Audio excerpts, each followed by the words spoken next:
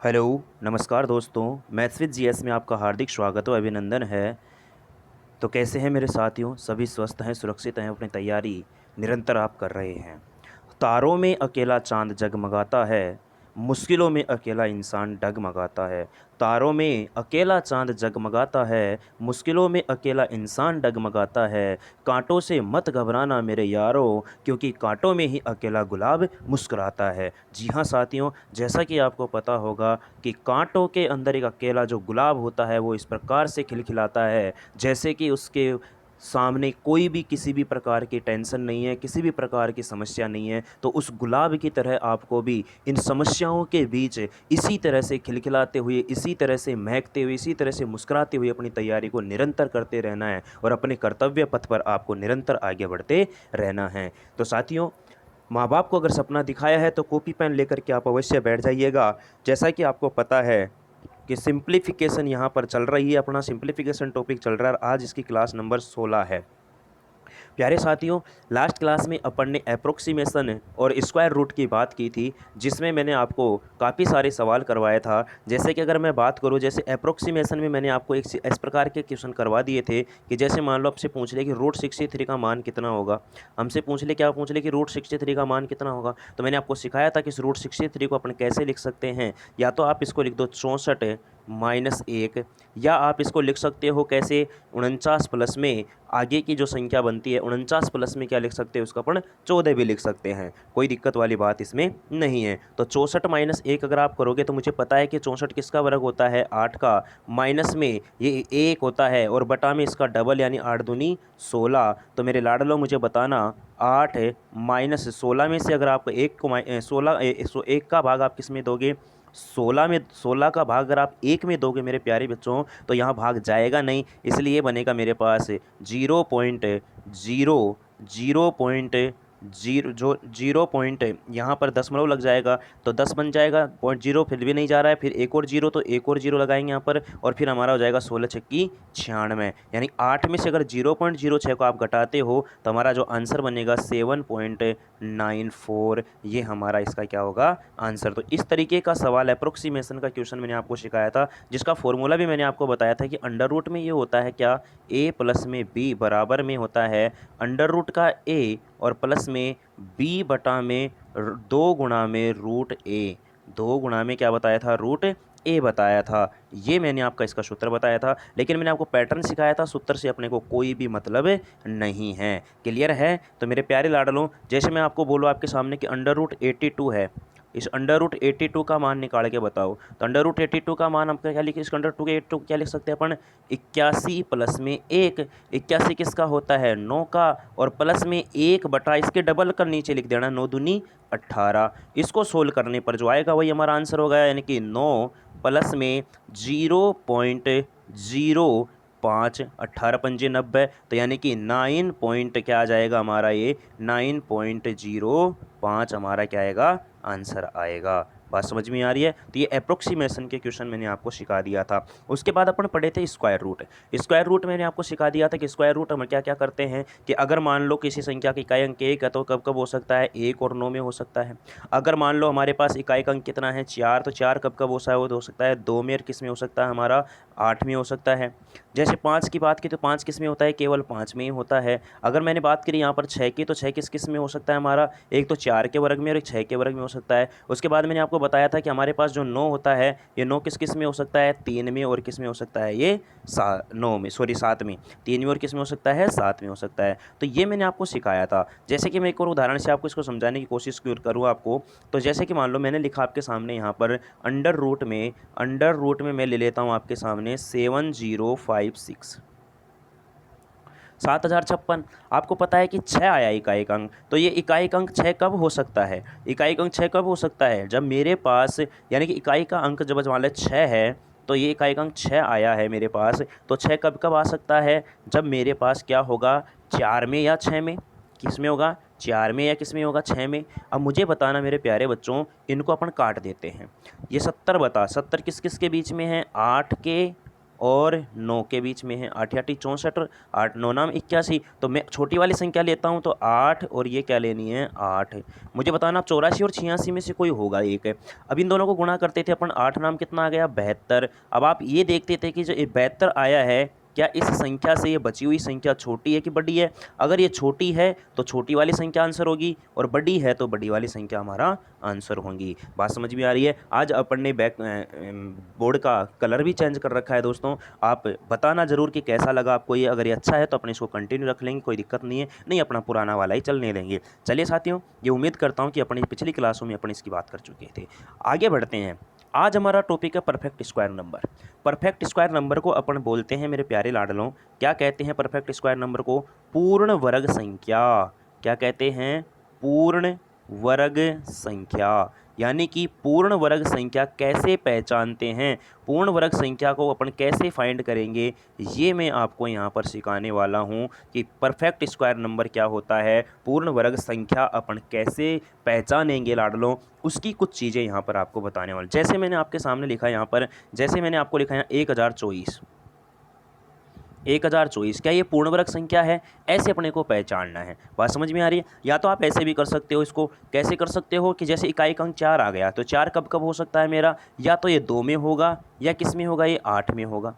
समझ में आ रही है? 10 किस किस के बीच में है? 3 के और 4 के बीच में। छोटी वाली लगाएंगे 3, और यहाँ पर भी 3। तो मुझे बताना 4 तिया क्या आ गया 12। ये 12 है, ये 12 से ही अगला संख्या ये क्या है? छोटा है, तो छोटा यानी कि 32 हमारा आंसर होगा। यानी कि 1024 32 का है वर्ग संख्या है। तो पूर्ण वर्ग संख्या यानी कि 1024 हमारा पूर्ण वर्ग संख्या होगी। लेकिन हमारे पास बड़ी बड़ी संख्याएं दे देता है, तो फिर हमें उनको कैसे ज्ञात करना है, उसके लिए आपको कुछ चीज़ें यहाँ पर क्या करनी है मेरे लाडलों, ध्यान रखनी है। जैसे मान लो मैंने लिखा आपके सामने यहाँ पर, जैसे मैं आपके सामने लिखता हूँ यहाँ पर 156 25 15,625। अब मैं आपसे पूछता हूँ कि बताओ क्या यह पूर्ण वर्ग संख्या है? क्या यह पूर्ण वर्ग संख्या है? तब आप क्या करोगे? आप कैसे करने लगोगे कि 5 है, ये तो 5 में ही आता है, 5 केवल 5 में आता है। आप इसको काट दोगे यहाँ पर, आप इसको काट दोगे यहाँ पर। तो मुझे बताना है 156 किस किस के बीच में है? 156 किस किस के बीच में है? 156 होता है हमारे पास 12, और किसके बीच में होता है? 13 के बीच में। छोटी वाली संख्या इसके आगे लगा देंगे, यानी कि क्या आ जाएगा 125 का।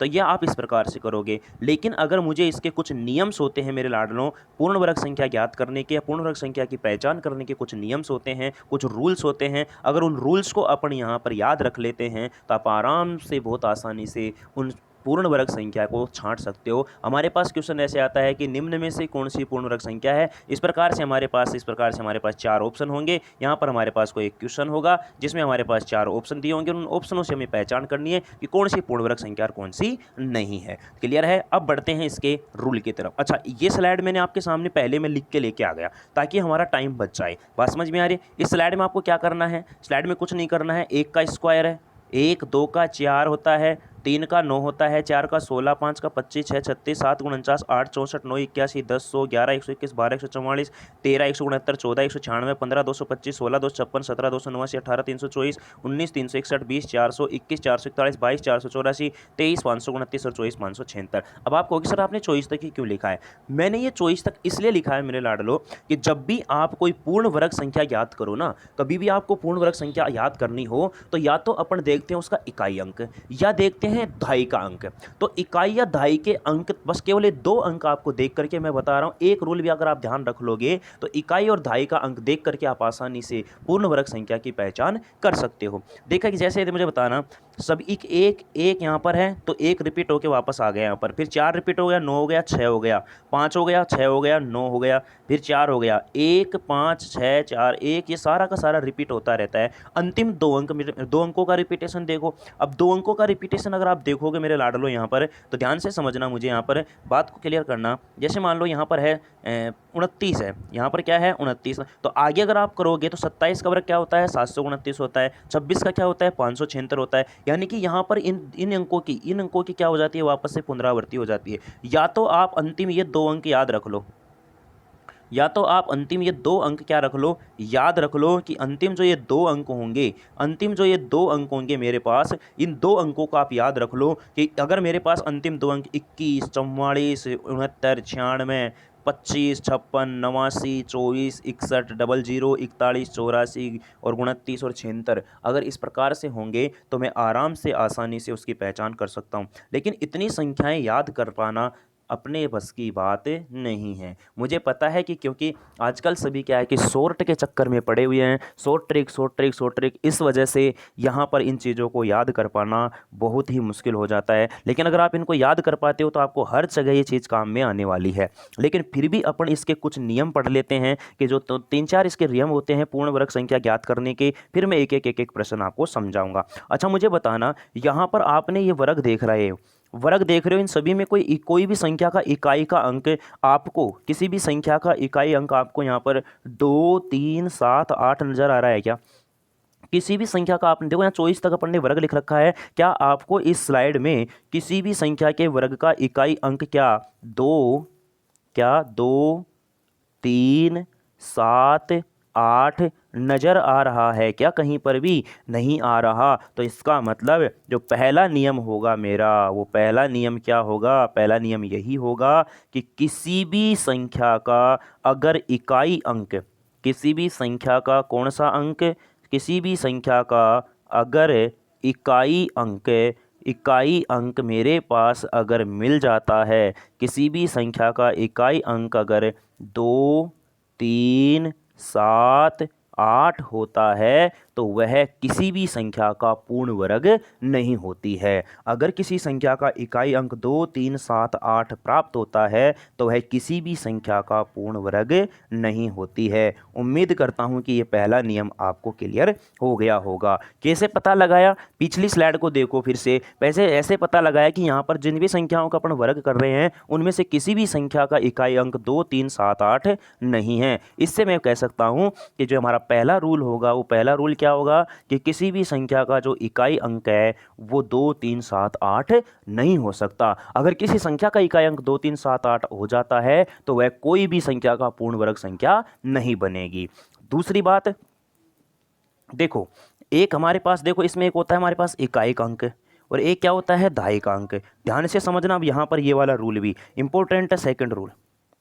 सेकंड रूल को बात करते हैं मेरे लाडलों। अब मैं रूल समझा देता हूँ एक बार आपको, फिर मैं प्रैक्टिस भी करवाऊंगा ताकि मैं जो 3-4 क्वेश्चनों के साथ 4-5 क्वेश्चनों के साथ प्रैक्टिस भी करवाऊंगा। लेकिन पहले चीज़ों को समझिएगा कि कैसे अपन पहचान कर पाएंगे। तो पहले तो अपन पहचान क्या हो गई कि अगर किसी संख्या के इकाई अंक 2, 3, 7, 8 होगा तो वह किसी भी संख्या का पूर्ण वर्ग संख्या नहीं होगी।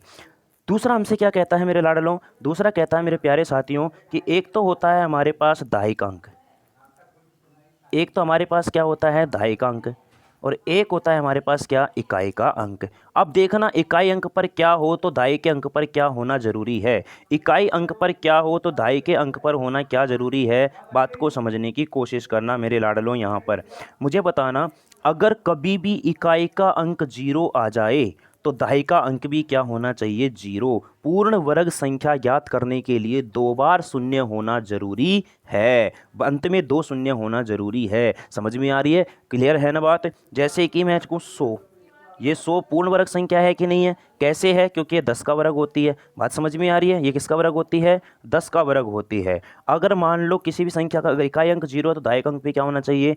0 ही होना चाहिए। अगर किसी संख्या का इकाई अंक 1 हो जाए, अगर किसी संख्या का इकाई अंक क्या हो जाए? 1 हो जाए तो उसका दहाई का अंक एक सम संख्या आनी चाहिए, उसका दहाई का अंक एक इवन नंबर आना चाहिए। क्या आना चाहिए? इवन नंबर यानी कि सम संख्या आनी चाहिए। कब? जब कोई भी संख्या का इकाई अंक 1 हो तो दहाई का अंक सम संख्या होनी चाहिए।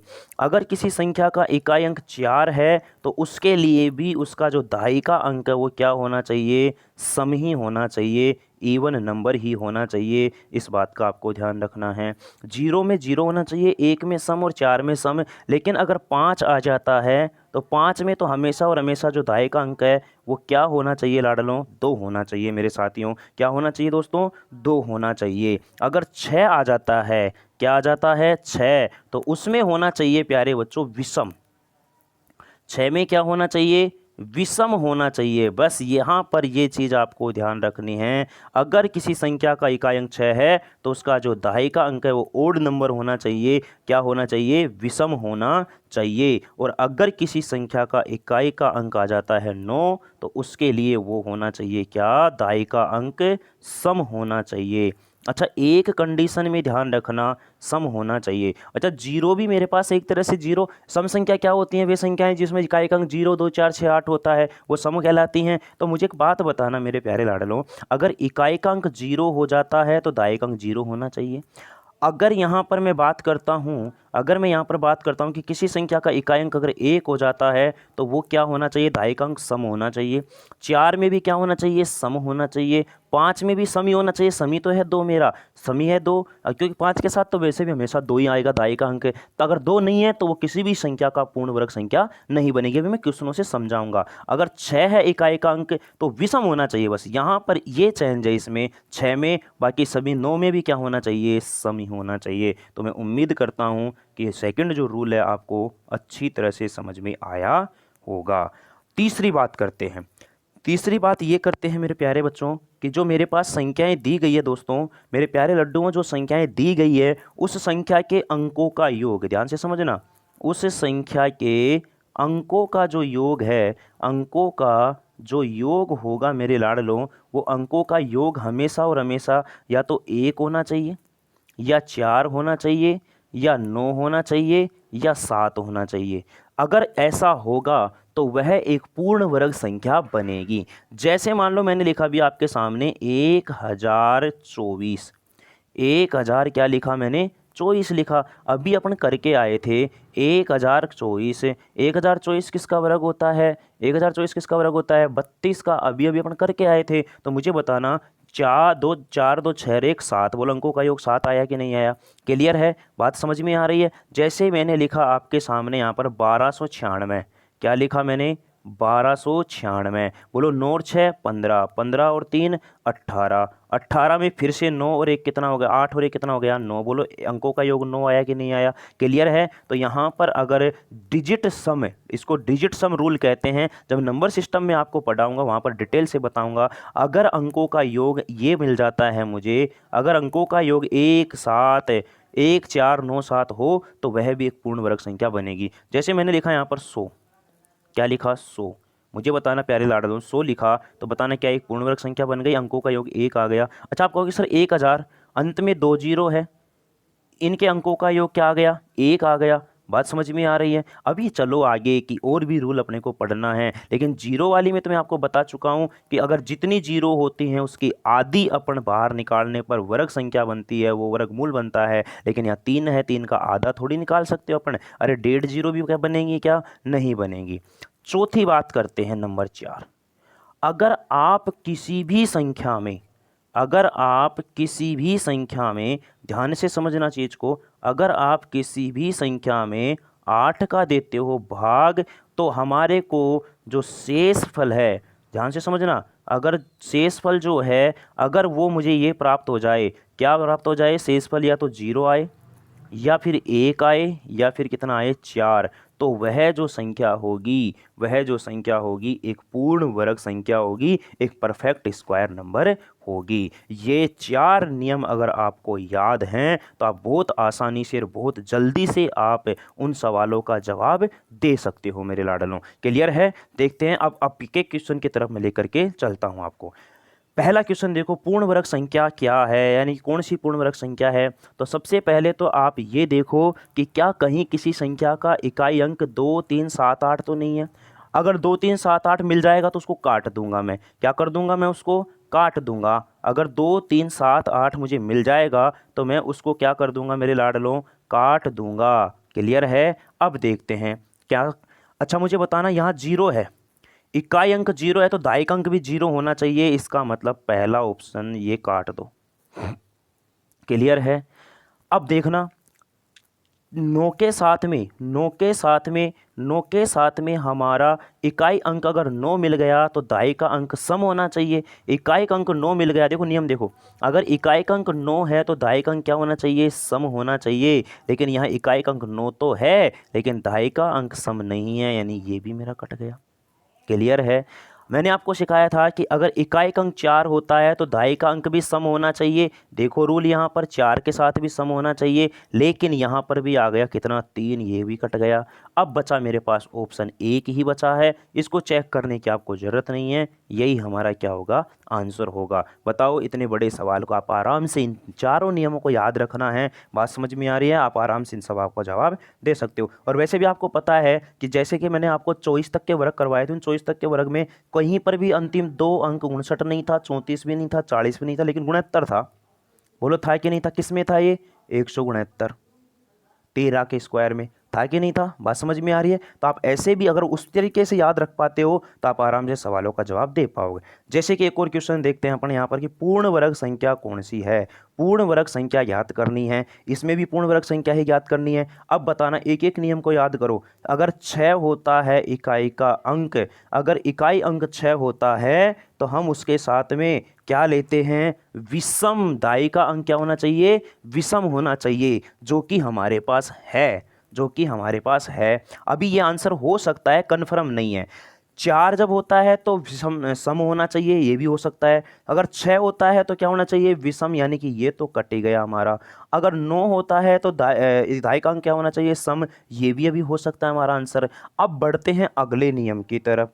अगला नियम क्या कहता है कि अगर आपके अंदर अंकों का जो योग है वो कितना होना चाहिए? 1, 4, 9 और 7। अब चेक कर लेते हैं अपन यहाँ पर। 1, 4, 9, 7 होना चाहिए। अंकों का योग करो, 8 और 3 11, 11 और 6 17, 17 और 0 17 और 1 18 और 3 21, 21 और 8 29, 29 और 9 कितना हो गया? 38।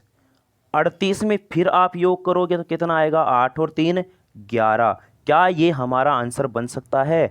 नहीं। क्यों? क्योंकि मुझे पता है कि अंकों का जो योग होगा, वो अंकों का जो योग होगा यानी डिजिट सम जो बनेगा वो 1, 4, 9, 7 होना चाहिए, लेकिन यहाँ तो 11 बन गया। 11 भी नहीं बनेगा, सॉरी 11 भी नहीं बनेगा। 8 और 3 11, 11 में 1 और 1 कितना बनेगा? 2 बनेगा। क्या बनेगा? 2 बनेगा। डिजिट सम कहता है कि उसको एक ही अंक में लेकर के आना है। ये भी कैंसिल हो गया। इसको चेक करते हैं, तो इसको चेक करेंगे तो 2 और 1 3, 3 और 8 11, 11 और 3 14, 14 और 4 18, 14 और 4 कितना आया?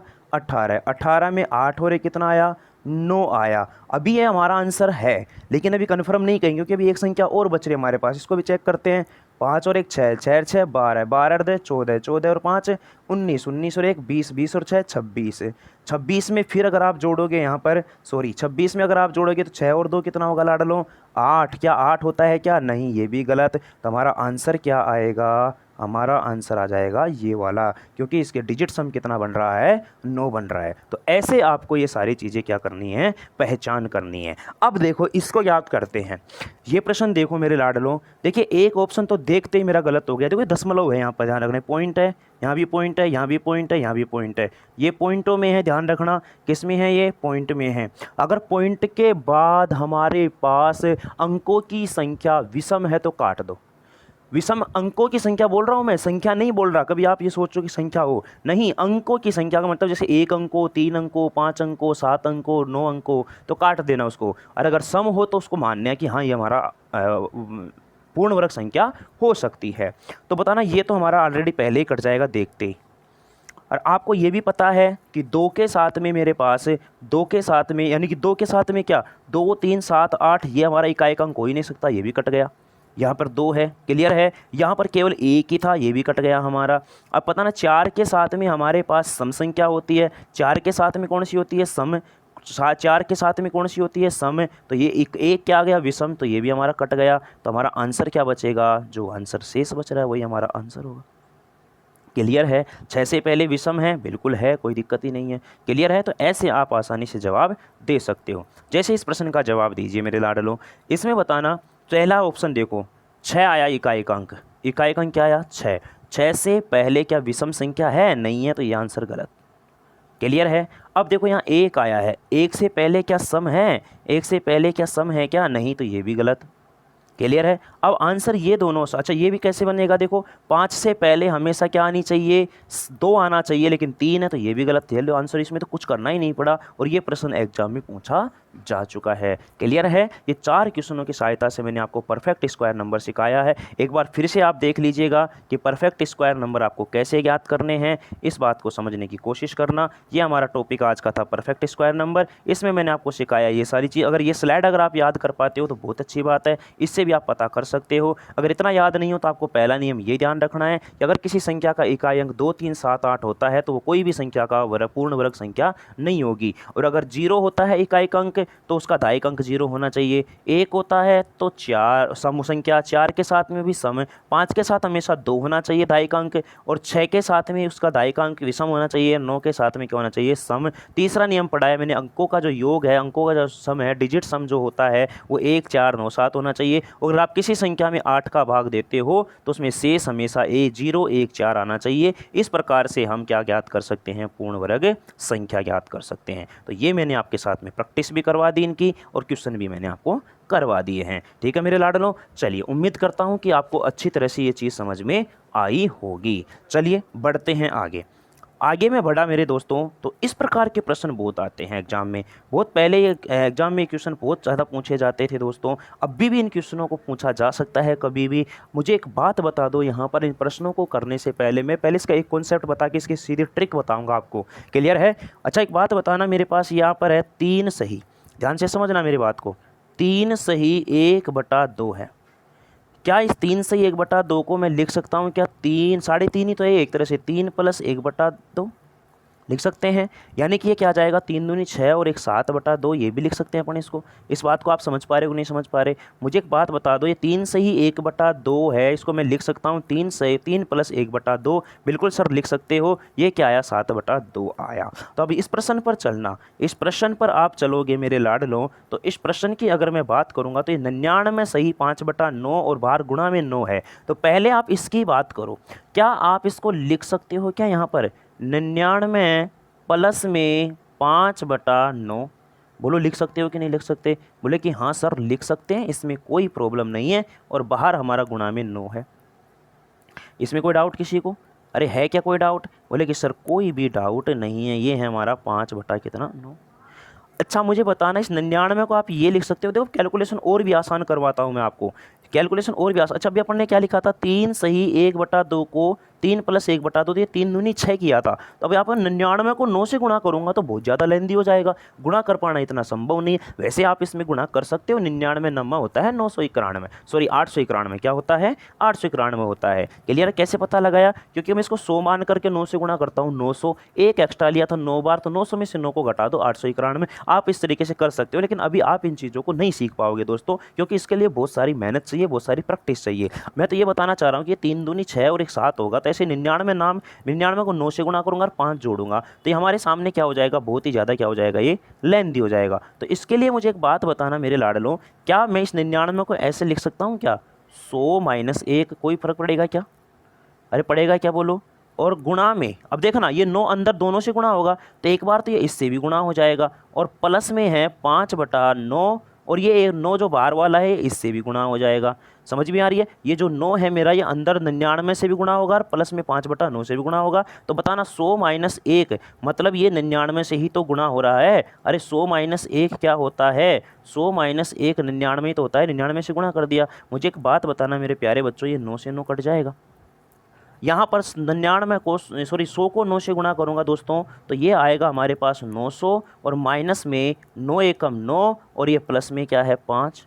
क्या मैं कह सकता हूँ क्या यहाँ पर कि 900 माइनस में 4, 5 और 9 है माइनस का, प्लस का 5 है, तो 9 4 बचेगा। तो क्या इसका आंसर हमारा 896 आ जाएगा क्या, क्या हमारा इसका आंसर 896 आ जाएगा क्या। आप कहोगे कि बिल्कुल सही जी यही आएगा 896। क्या आप मेरे को ये बात बताओ, ये कॉन्सेप्ट समझ में आया क्या। लेकिन मेरे प्यारे लाडलों, मैं फिर आपसे कह रहा हूँ कि ये वाला तरीका अपने को नहीं लगाना है। जहाँ हमें शॉर्ट मेथड देखने को मिलेगा, वहाँ पर अपने को शॉर्ट मेथड से ही करना है। तो मेरे प्यारे बच्चों, अब आप कहोगे सर शॉर्ट मेथड बताओ क्या है। अब शॉर्ट मेथड को समझना ध्यान से और अच्छी तरह से, मुझे बताना प्यारे लाडलों, अगर मैं इस सवाल को, अच्छा एक बार आप इसका स्क्रीनशॉट लेके इसको लिख लेना, मैं इसका शॉर्ट मेथड आपको बताने की कोशिश करता हूँ। यहाँ पर ध्यान से समझने की आप भी क्या करोगे, कोशिश करोगे। क्लियर है लाडलों? चलिएगा बात करते हैं अपन यहाँ पर इसकी। तो इसका शॉर्ट मेथड कैसे बनेगा ध्यान से समझना। अच्छा मुझे बताना, यहाँ पर ये 9 है, ये 9 है, इसको लिख लो। इस 9 को लिख लिया सर जी, लिख लिया, ये लो। जब यहाँ पर देखो, यहाँ पर कितनी बार 9 है, यहाँ पर कितनी बार 9 है, बस ध्यान रखना। लेकिन ये वाला 9 और ये वाला 9 यहाँ समान होना चाहिए, या इससे कटने वाली कोई संख्या होनी चाहिए। यहाँ 9 कितनी बार है, 2 बार, तो 2 0 लगा दो, 2 क्या लगा दो, 0। अच्छा मुझे बताना मेरे प्यारे लाडलों, 5 और 9 का अंतर कितना है, 5 और 9 का अंतर कितना है, बोले सर 4 है, तो 4 घटा दो इसमें से। ये लो हमारा आंसर आ गया 896। ये लो जी हमारा आंसर क्या आ गया, 896। बताओ इससे करना आसान रहेगा या इससे करना, अब आपके ऊपर डिपेंड करता है। मैंने दोनों चीज़ें आपको प्रोवाइड करवा दी है। एक बार और समझो, अभी नहीं समझ में आई होगी बात मुझे पता है, एक बार और समझने की आप कोशिश करेंगे मेरे लाडलों। यहाँ पर अपने को करना क्या क्या है, करना क्या क्या है सर, ये बताओ। दोबारा से एक बार फिर से मैं समझाने की कोशिश करता हूँ। मैंने कहा कि यहाँ पर जो 9 है उसको उतार लो, ये लो सर जी। अब यहाँ जितनी बार 9 है उतनी 0 लगा दो, ये लो सर जी। अब जो ये 5/9 ये भिन्न बन रही है, इसका अंतर निकाल दो। 5 और 9 का अंतर कितना आएगा सर, 4 आएगा, घटा दो, 896 हमारा आंसर आ जाएगा। क्लियर है? कोई डाउट इसमें नहीं होना चाहिए, कोई भी डाउट, मैं उम्मीद करता हूँ। अगले क्वेश्चन की तरफ बढ़ते हैं। अब देखो ये सवाल देखो, यहाँ पर कितनी बार 9 है, 2 बार, ये लो सर जी लिख लिया। यहाँ पर कितनी बार 9 है, 2 बार, तो 2 0 लगा दो। बोलो यहाँ पर इन दोनों का अंतर बोलो कितना है, 92 का और 99 का। 92 और 99 का अंतर है 7, 7 का है, तो इसमें से इसको घटाऊंगा तो आ जाएगा 8993, 8993। ये हमारा आ गया क्या, यहाँ पर आंसर आ गया, सॉरी 9000, सॉरी क्या गड़बड़ कर दी मैंने यहाँ पर, इसमें से इसको माइनस करूँगा तो ये बनेगा, सॉरी मेरे पास 9893, सॉरी मेरे लाडलो 9893, ये हमारा क्या होगा, आंसर होगा। 9893 हमारा क्या होगा, आंसर होगा। बात समझ में आ रही है? जैसे कि अपन बात करते हैं इस सवाल को, देखो एक और क्वेश्चन मैं आपके सामने लेकर के आया हूँ। मुझे बताना मेरे प्यारे लाडलों, यहाँ पर 9 कितनी बार है, 3 बार, तो इसको लिख लो 9 9 9। यहाँ पर भी 3 बार, या कोई टेंशन नहीं है अपने को। अच्छा यहाँ 9 कितनी बार है, 3 बार, 3 0, 1 2 3। अब इनका अंतर देखो, 995 और 999 का अंतर, माइनस में घटा दो 4। माइनस में अगर मैं 4 करूँगा तो मुझे बताना, इसमें से 4 घटाऊँगा तो यहाँ 6 आएगा, यहाँ 9 आएगा, यहाँ 9 आएगा, यहाँ पर भी क्या आएगा मेरे लाडलो, 9 9 आ गया, यहाँ 8 आएगा, यहाँ 9 बचा और यहाँ 9 बचा, यानी 99, 9,98,996। यहाँ पर भी 9 है, यहाँ पर भी 9 है, ये हमारा क्या आ गया, आंसर आ गया। बताओ इतने आसान तरीके से आप इनका जवाब दे रहे हो, नहीं तो इनको गुणा करना, ये जोड़ना बहुत लेंदी हो जाएगा मेरे लाडलों। पैटर्न ध्यान रखो बस। मैं बार बार एक ही बात कहता हूँ कि सिंपलीफिकेशन में आपको पैटर्न ध्यान रखना है। अगर पैटर्न आपको याद है तो आप उन सवालों का जवाब दे पाओगे। अब इस प्रश्न को देखो, यहाँ 99, यहाँ 99, उतार लो सर जी 99 को। कितनी बार 9 है सर, 3 बार है, 1 2 3। 98 99 का अंतर सर जी -1, 1 घटाऊँगा तो यहाँ बचेगा 9 9 8 9 9 8। अच्छा इसमें से इसको घटाना है ना, तो 9 10 में से 1 गया तो 9, फिर ये 9, फिर यहाँ पर भी 9 आएगा, यहाँ पर भी क्या आएगा, 9 ही आएगा हमारा, और यहाँ आएगा कितना, 8, और ये क्या आएगा हमारा 9। तो 98,999, ये हमारा 8 है, ये हमारा क्या हो जाएगा लाडलो, आंसर। कोई डाउट इसमें नहीं है। तो उम्मीद करता हूँ कि ये चीज़ें समझ में आ रही होंगी। अब इस प्रश्न को देखो, अब इस प्रश्न को अगर आप देखोगे मेरे लाडलों तो आप कहोगे कि सर इसका आंसर कैसे बनेगा। हम कहेंगे कि इसका आंसर बहुत आसान है। कैसे आसान है, ध्यान से समझना इसको, मुझे बताना मेरे प्यारे लाडलों। अगर मैं इसको 9 से काटूंगा आगे चल के, ध्यान से समझना, अगर इसको मैं 9 से काटूंगा तो ये कितनी बार कटेगा, 7 बार। यहाँ पर भी 7 है, यहाँ प्लस में भी 1/7 हो रहा है, यहाँ भी भिन्न में यानी नीचे 7 है, यहाँ भी नीचे 7 है। तो मैं कह रहा हूँ आपको, जो कह रहा हूँ उस बात को ध्यान से समझना कि यहाँ जितनी बार 9 है उसको लिख लो, जितनी बार 9 है उसको लिख लिया, और यहाँ जितनी जीरो है उतनी जीरो लगा दो। ये लो हमारा आंसर तैयार हो गया। आप कहोगे सर ये क्या कमाल कर रहे हो आप, बड़े जल्दी निकाल दिया, आपको तो याद है, आपको तो रट्टे मार रखे हो आप, तो आपने तो निकाल दिया आंसर, हम कैसे करेंगे? आप भी ऐसे ही करोगे मेरे लाडलों, जैसे मैं बता रहा हूँ आपको, जैसे मैं बता रहा हूँ वैसे ही तो करोगे ना। मैं सिखा रहा हूँ चीज़ों को, आप सीखने की कोशिश तो करो, कैसे आंसर नहीं बनेगा। मैं क्या कह रहा हूँ आपको, अगर आपका इसको कैलकुलेशन करने बैठोगे, मैं कैलकुलेशन की एक हिंट दे देता हूँ आपको, आप इसको तोड़ोगे कैसे, कैसे तोड़ोगे आप इसको? 999 प्लस में 65/63, ये तोड़ोगे ना इसको, और गुणा में बाहर क्या चल रहा है हमारा 9, फिर इसको आप लिखोगे क्या यहाँ पर 1000 माइनस में 1, ये 9 है जो इससे गुणा हो जाएगा, और प्लस में ये हो जाएगा क्या 62/63, और गुणा में क्या आएगा 9।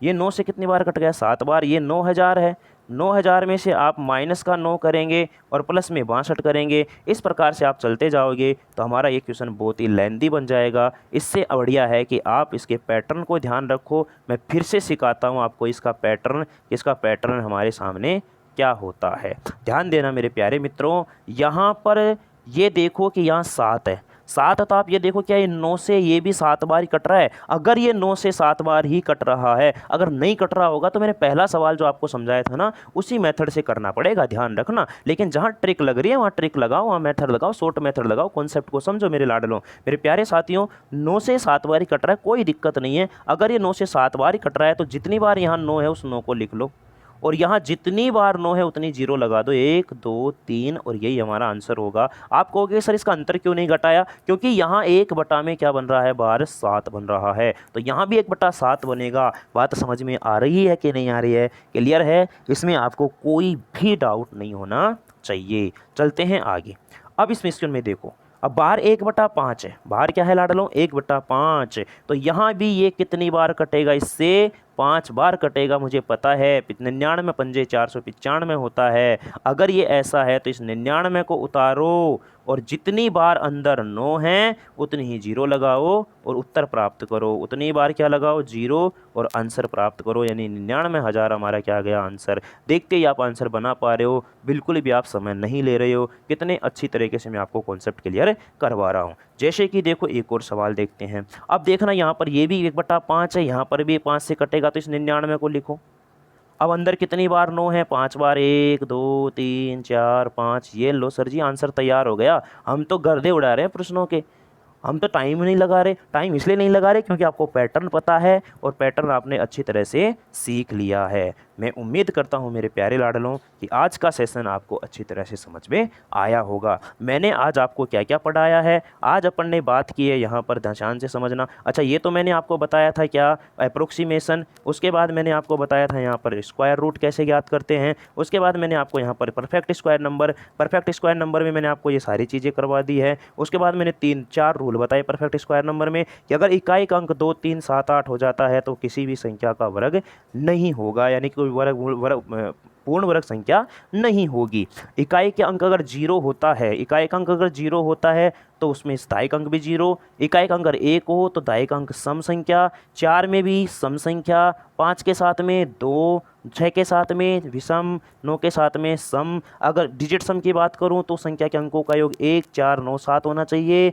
और अगर किस संख्या में 8 का भाग देने पर शेष ये बचे 0 1 या 4, तो आप आराम से पता कर सकते हो कि क्या वह पूर्ण वर्ग संख्या है। ये मैंने आपके सामने उदाहरण रखे थे, फिर मैंने आपको इस तरीके के क्वेश्चन समझाए। यहाँ पर ध्यान से समझने की कोशिश करना। ये मैंने पैटर्न आपको आज सिखाया है मेरे लाडलों। इस पैटर्न पर बनने वाले सभी तरह के मैंने क्वेश्चन करवा दिए हैं, और आज का सेशन अपन यहीं तक रखने वाले हैं। चलिए मेरे प्यारे दोस्तों, मिलते हैं अगली क्लास में, नई क्लास में नए प्रश्नों के साथ, नए कॉन्सेप्ट के साथ। तब तक के लिए देखते रहिए आपका अपना चैनल मैथ्स विद जीएस। अगर दोस्तों क्लास अच्छी लगी हो तो क्लास को करना है आपको क्या? लाइक। इसी के साथ में आपको करना है इसको शेयर, और आपका अपना चैनल मैथ्स विद जीएस को करना है क्या? सब्सक्राइब। और प्यारे लाडलों, घर पर रहना है, अपने और अपने परिवार का ख्याल रखना है और निरंतर अपनी पढ़ाई करते रहना है। मैं फिर कह रहा हूँ आपको, अगर माँ बाप को आपने कोई सपना दिखाया है तो आपको मेहनत करनी ही पड़ेगी। ठीक है दोस्तों, मिलते हैं अगली क्लास में। तब तक के लिए देखते रहिए आपका अपना channel maths with GS। Thank you so much. Bye bye, take care, see you next.